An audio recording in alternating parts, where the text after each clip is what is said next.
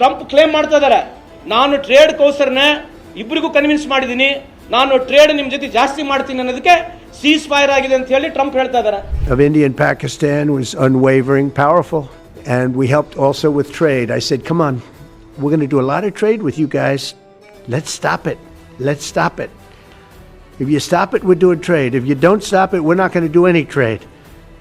People have never really used trade the way I used it. That I can tell you. And all of a sudden they said, I think we're going to stop. ಇದಕ್ಕೆ ಯಾರು ಉತ್ತರ ಕೊಡಬೇಕು? ನರೇಂದ್ರ ಮೋದಿ ಸಾಹೇಬ್ರು ಇನ್ಯಾಕೆ ಉತ್ತರ ಕೊಡ್ತಾ ಇಲ್ಲ? ಆಮೇಲೆ what is the reason that you agreed for ceasefire? Pakistan ಅವ್ರು ಬಂದು ಸರೆಂಡರ್ ಆಗ್ತಾರೆ ಅಂತ ಹೇಳಿದ್ರು ಅಂತ ಹೇಳ್ತಾ ಇದ್ದಾರೆ ಯಾರು? ಮೋದಿ ಸಾಹೇಬ್ರು. ನಾವ್ಯಾಕೆ ಒಪ್ಪಬೇಕಾಗಿತ್ತು ಅದಕ್ಕೆ?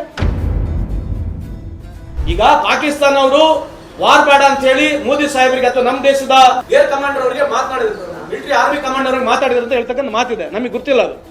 ಅದಾದ್ರೂ ಕೂಡ ಒಂದು ದೇಶದ ವ್ಯವಸ್ಥೆ ಇದೆ, ಮಾಡಬೇಕೋ ಮುಂದೆ ಯುದ್ಧ ಹೋಗಬಾರ್ದು ಏನಿಲ್ಲ ವ್ಯವಸ್ಥೆ, ಇವರೇ ಸುಮೋಟೋ ಡಿಸಿಷನ್ಗಳು ತಗೊಳೋದು, ಅದಕ್ಕೆಲ್ಲ ಇಡೀ ಒಂದು ವ್ಯವಸ್ಥೆ ರೆಡಿ ಇರ್ತದೆ. ಆ ವ್ಯವಸ್ಥೆ ಅನುಕೂಲಕವಾಗಿ ಮಾತುಕತೆಗಳನ್ನ ನಡೆಸೋದು. ಎಲ್ಲಿವರೆಗೆ ಇದು ಮೋದಿ ಸಾಹೇಬರ ಇಶ್ಯೂ ಅಲ್ಲ, ಇದು ಯಾವುದು ಬಿಜೆಪಿ ಇಶ್ಯೂ ಅಲ್ಲ, ಇದು ದೇಶದ ಇಶ್ಯೂ ಇದೆ. ಈ ದೇಶದ ಇಶ್ಯೂಕ್ಕಾಗಿ ಪ್ರತಿಯೊಬ್ಬರು ಪ್ರಶ್ನೆ ಕೇಳ್ತಕ್ಕಂಥದ್ದು ಆಗಬೇಕು ಅಂತ ಹೇಳಿ ತಮ್ಮ ಮುಖಾಂತರ ಮತ್ತೊಮ್ಮೆ ಮನವಿ ಮಾಡ್ಕೊಳ್ತಾರೆ.